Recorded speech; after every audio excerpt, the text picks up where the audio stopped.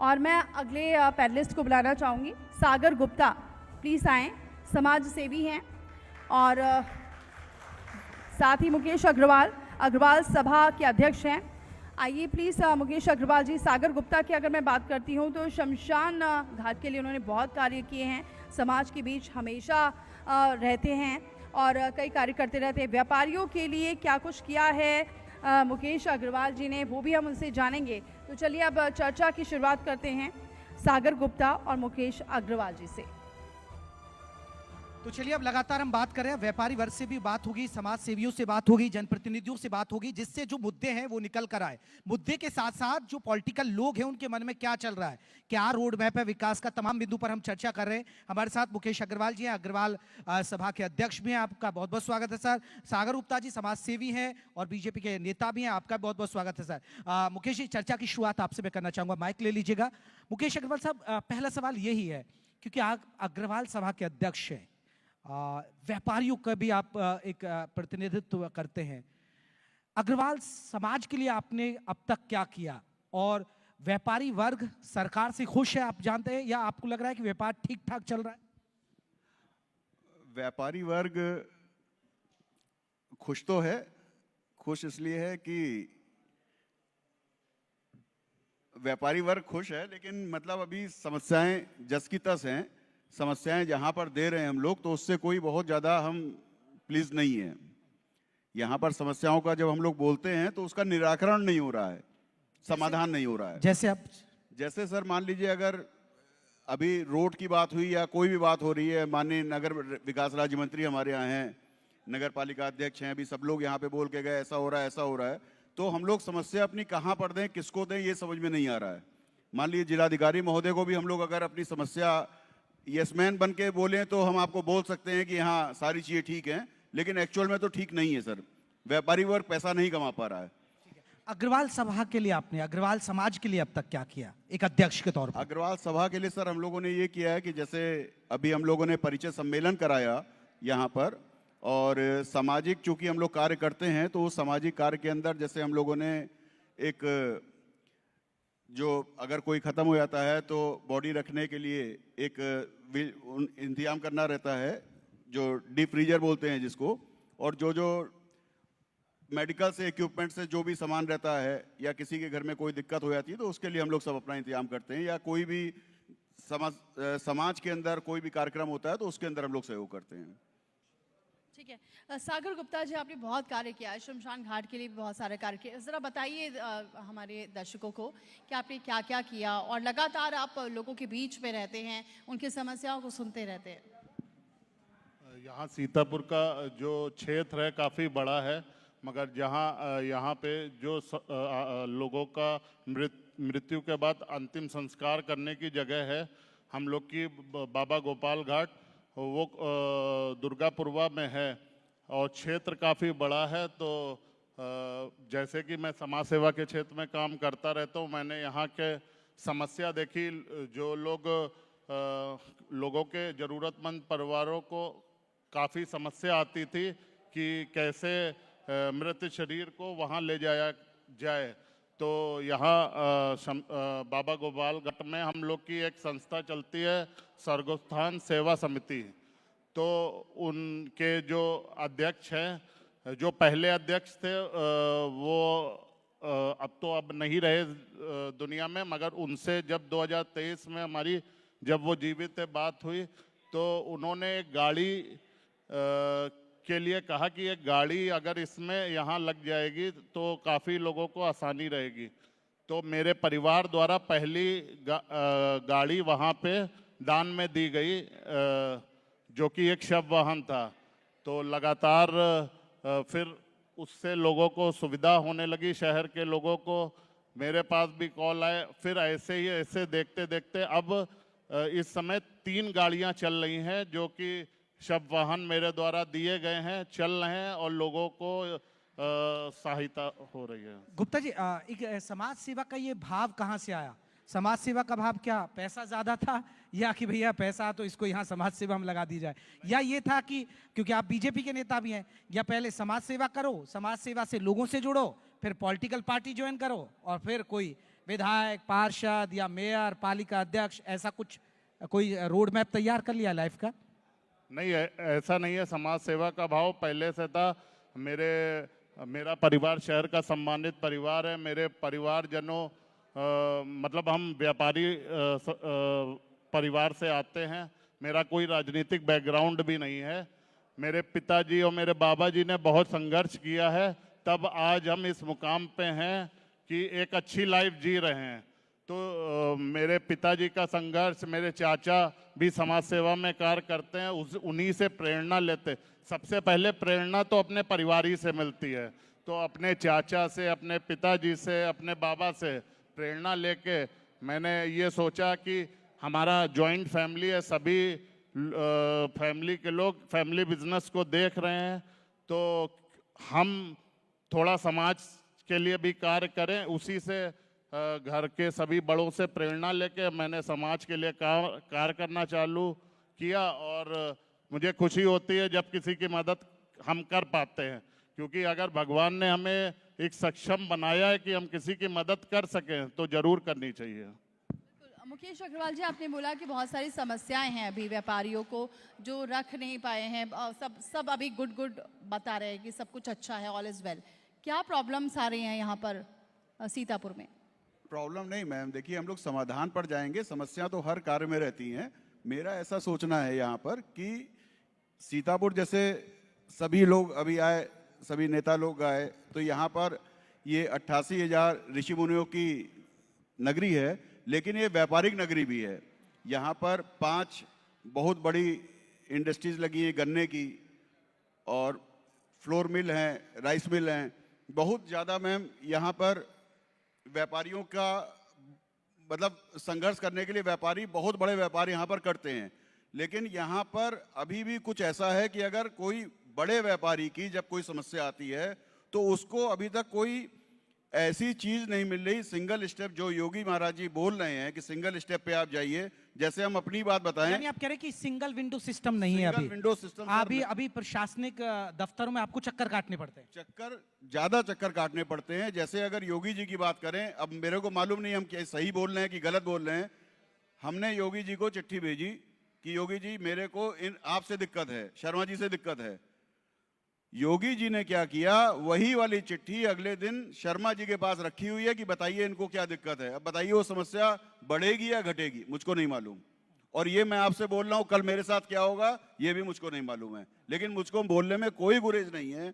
हम लोग की उम्र कितनी है, आज 55 साल के हो गए। 100 साल से हमारे पिताजी लोग यहाँ व्यापार कर रहे हैं। हम लोग एक संभान परिवार के लोग हैं। सरकार तो मुकेश जी ये कहते हैं कि व्यापारी सुरक्षित है, 100% लूट फिरौती सर। अब नहीं होती व्यापारियों के साथ। आप पहले खुलेआम लूट लिए जाते थे व्यापारी, तो ये चीजें तो बदली या नहीं बदली? 100% हम आपकी बात से सहमत हैं, सरकार की बात से सहमत हैं। लेकिन अगर आपके माध्यम से, आप लोग सबसे बड़े सशक्त हैं कि जिनके माध्यम से हम अपनी बात रख सकते हैं। मेरे को लग रहा है कि शायद ये सबसे बड़ा मंच है जहां पर एक व्यापारी अपनी बात रख सकता है। अगर यहां भी हम नहीं रख पाए तो शायद हम भविष्य में कभी नहीं रख पाएंगे। हम जिलाधिकारी के पास जा नहीं सकते, जाते हैं तो उनके पास समाधान का कोई तरीका नहीं है।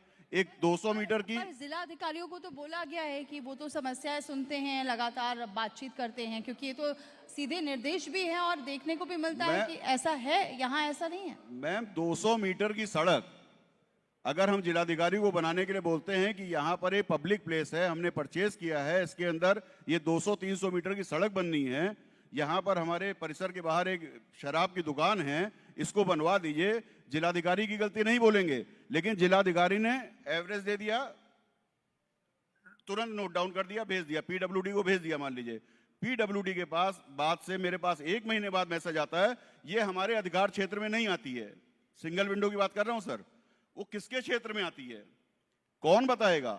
जिलाधिकारी बता नहीं पा रहे, नेता मंत्री करा नहीं पा रहे, व्यापारी कहां जाए? हम व्यापारी की बात कर रहे हैं सर। सिर्फ आज हमारे यहाँ पर व्यापार चल रहे हैं, 9 जगह 10 जगह व्यापार कर रहे हैं। आज के दिन हम 3000 व्यापार परिवारों को पाल रहे हैं, 3000 परिवार हमारे साथ कार्य कर रहे हैं। सर, क्योंकि आपने इसका और क्या क्या दिक्कतें फेस कर रहे हैं? सर, फिर मैं सागर गुप्ता जी के पास जाऊंगा। ये भी बता रहा हूं कि अगर मेरे को यहाँ पर नहीं मालूम मेरे साथ कल क्या होने वाला है, हम किसी की बुराई नहीं कर रहे। योगी महाराज जी के शासन में ये सारी चीजें अच्छी हैं, लेकिन जो वो कह रहे हैं सिंगल विंडो, सिंगल विंडो किसको कहते हैं ये मेरे को नहीं मालूम। हम व्यापार करते हैं, हम कोई व्यापार कर रहे हैं, हमारे यहाँ अगर हमारे परिवार, मान लीजिए हमने कॉलोनी बना रखी है, हमने एक पिक्चर हॉल बना रखा है, हमारे पास कोई समस्या लेकर आता है, हम उसकी समस्या का समाधान अपने आप करते हैं।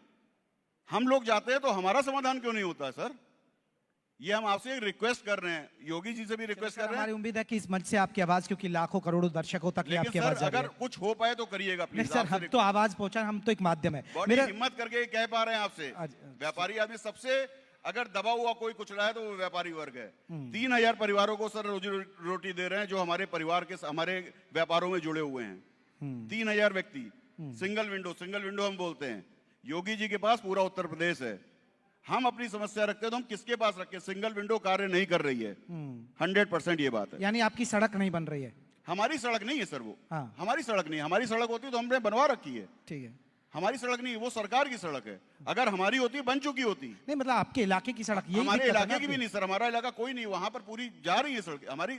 उस सड़क, एक पर्टिकुलर एक उदाहरण की बात करिए, एक उदाहरण सर, अच्छा, एक उदाहरण है सर, लेकिन ये मतलब कार्य हो नहीं पा रहा है। चलिए मैं लौटूंगा राजकुमार दीक्षित जी से। मैं उम्मीद करूंगा हमारे जो सहयोगी है भाई इनकी समस्या उठाएं, व्यापारियों की समस्या उठाएंगे तो हम जरिया बनकर उनकी आवाज़ सरकार तक पहुंचाएं। सागर गुप्ता जी, मेरा एक सवाल, क्योंकि अब जैसे आप समाज सेवा कर रहे हैं, अभी तो आपने शमशान घाटों के लिए जो आपने काम कर रहे हैं, अब आगे के लिए आप क्या सोचा है आपने?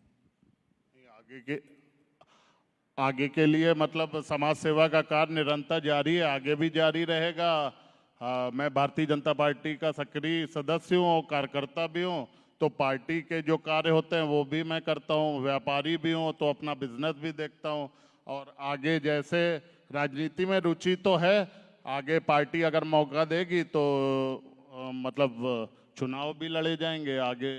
जैसे क्या वाकई में व्यापारी जो है सीतापुर के अंदर परेशान है? जो बहुत सारी समस्या, हालांकि उनको परेशानी ये नहीं है कि यहाँ लूट होती है, छिनैती होती है, फिरौती मांगी जाती है, दिक्कत है कि उनकी आम समस्याओं को सुना नहीं जाता है। क्या ऐसा है? देखिए, जब से भारतीय जनता पार्टी की सरकार आई है, व्यापारियों की सुरक्षा में तो काम हुआ है। मतलब हम लोग सुरक्षित महसूस करते हैं पिछली सरकारों के द्वारा, मगर व्यापारियों की समस्या तो रहती हैं, हर सभी सरकारों में रहती हैं। व्यापारी एक ऐसा समाज है जो मतलब समाज के लिए निरंतर काम करता है। वो अपना व्यापार भी करता है, समाज में जैसे कोई भी काम होते हैं उसमें भी सहयोग रहता है। और व्यापारी हमेशा जैसे मतलब भारतीय जनता पार्टी की सरकार है, हमेशा भारतीय जनता पार्टी के संग रहा है, उसको वोट दिया है। तो हमारी अगर चाचा की बात से सहमत हूँ, अगर सुरक्षा की भी बात है तो उनकी जिम्मेदारी है, हमारे कार्य को भी उनको ज्यादा महत्वपूर्ण तरीके से सुनना चाहिए सरकार को। लेकिन वही जो कह रहे हैं कि सिंगल विंडो की जो बात कर रहे हैं, क्या आपको भी लगता है कि ये है प्रॉब्लम? मतलब सिंगल विंडो का जिक्र किया सर ने कि हमारे लिए, कोई व्यापारी के लिए कोई सिंगल विंडो नहीं है जहां एक विंडो पर आप जाए और आपकी समस्या का समाधान हो जाए। इनका कहना है कि ये तो है, लगाना पड़ता है। मैं भी एक व्यापारी हूँ, हम लोग को एक काम कराने के लिए काफी मशक्कत करनी पड़ती है, चाहे वो मतलब मेरी फैक्ट्री है, चाचा भी व्यापार करते हैं, अगर कोई एक लाइसेंस बनवाना है तो हमें चक्कर काटने पड़ते हैं, अपने मतलब करस्पॉन्डेंट को भेजना पड़ता है, 10 चक्कर काटने के बाद काम होता है। कभी काम जल्दी भी हो जाता है तो उसके लिए शुक्रिया है, कभी काम देर भी होता है। मतलब व्यापारियों को समस्याओं को तो फेस करना पड़ता है। चलिए सर, सीतापुर के क्योंकि अब ये बात हो गई आपकी व्यक्तिगत कि आप किन चीजों को फेस कर रहे हैं, क्योंकि अब हम चर्चा के आखिरी पड़ाव पर है, सीतापुर के विकास को कैसे देखते हैं? या आपको लग रहा है कि नहीं, अभी बहुत सी चीजों पर सरकार और उनके जनप्रतिनिधियों को ध्यान देना चाहिए? सर, सीतापुर के विकास के लिए जैसे हम लोगों ने अभी यहाँ पर 5-6 व्यापार खोलने की चेष्टा कर रहे हैं सीतापुर के अंदर। जैसे अगर आज के दिन देखा जाए तो बच्चों के लिए कोई फन जोन नहीं है, तो हम लोग एक ही परिसर के अंदर फन जोन ला रहे हैं, पब ला रहे हैं, डिस्कोथेक ला रहे हैं, पिक्चर हॉल ला रहे हैं, होटल, रेस्टोरेंट, सारी चीज़ें लेकर आ रहे हैं। तो हम लोग ये चाहते हैं कि जैसे अब उसी के अंदर जो NOCs चाहिए तो वो कैसे मिलेंगी, कहाँ से मिलेंगी, अभी नई जानकारी है। अभी आप लोग आए हैं सर, बाहर से, बड़े शहरों से आए हैं, हम लोग चाहते हैं कि यहाँ पर आप लोग आए हैं तो आप लोगों को कम से कम उतना बड़ा टारगेट मतलब बहुत अच्छा नहीं मिले, लेकिन थोड़ा सा इतना सुकून मिले जब आप लोग इतनी मेहनत करके मीटिंग करके जाएं तो रिलैक्सेशन मिले सर। अगर बाई चांस आप लोग अगर यहाँ पर किसी छोटे शहर में जाते हैं तो आपको लगे कि नहीं वहाँ पर चलते हैं, तो अपने परिवार के साथ चलते हैं। हम लोग यहाँ अपनी मीटिंग अरेंज करेंगे, मीटिंग अटेंड करेंगे, शाम को जब जाएंगे तो परिवार के साथ एंजॉय करके नेक्स्ट डे चले जाएंगे। आज के दिन सीतापुर के अंदर आप अपने परिवार के साथ नहीं आ सकते हैं कि यहाँ पर जो है आके हम अपने परिवार के साथ यहाँ पर आपने मीटिंग अटेंड करी, उन्होंने एंजॉय किया और वापस चले गए। तो ये हमारे लोगों का प्रयास है सर कि बहुत जल्दी आपको शायद नेक्स्ट ईयर जब भी आप लोग ये मीट करें तो आपको ये सुविधा हम लोग दे पाएं। चलिए सागर साहब, आपसे एक आखिरी रिएक्शन इसी पर, आप सीतापुर के विकास को कैसे देखते हैं? सीतापुर में विकास तो हुआ है, मगर अभी भी सीतापुर को जिस हिसाब से राजधानी के करीब है उतना विकास नहीं है। बहुत कार्य होने, यहाँ पे स्वास्थ्य के क्षेत्र में बहुत काम होने हैं, क्योंकि यहाँ पे जब लोगों को समस्या आती है तो सीधे लखनऊ रिफर कर दिया जाता है। तो यहाँ स्वास्थ्य सुविधाएं सही होनी चाहिए। और यहाँ पे औद्योगिक क्षेत्र की समस्या है, जो इंडस्ट्रियल एरिया है वो बहुत कम है। सरकार को इंडस्ट्रियल एरिया बढ़ाना चाहिए ताकि हम व्यापारियों को सस्ते दामों में ज़मीन मिले और यहाँ नए व्यापार लगे, लोगों को रोजगार मिले। चलिए सर, बहुत बहुत शुक्रिया। हमने कोशिश की इस मंच के जरिए से आपकी बात सरकार तक पहुंचे और आप क्या करना चाहते हैं अपनी लाइफ में वो भी हमने बात रखी है। बहुत बहुत शुक्रिया सर। बहुत बहुत शुक्रिया सर, बहुत बहुत शुक्रिया तमाम मुद्दों को रखने के लिए। आप मंच पर रहे, मैं एडिटर रमेश चंद्र सर को बुलाना चाहूँगी और सम्मानित करें मोमेंटो देकर। तो देखिए किस तरह से समाज के लिए कार्य कर रहे हैं, उन्होंने भी बताया सागर गुप्ता ने, और मुकेश अग्रवाल जी ने बताया कि व्यापारियों को लेकर क्या समस्या है, इसका समाधान हो ये हम उम्मीद करते हैं। तो तालियां एक बजनी चाहिए, क्योंकि देखिए व्यापारियों का भी जो मुद्दा था ये भी बहुत महत्वपूर्ण हो जाती है। और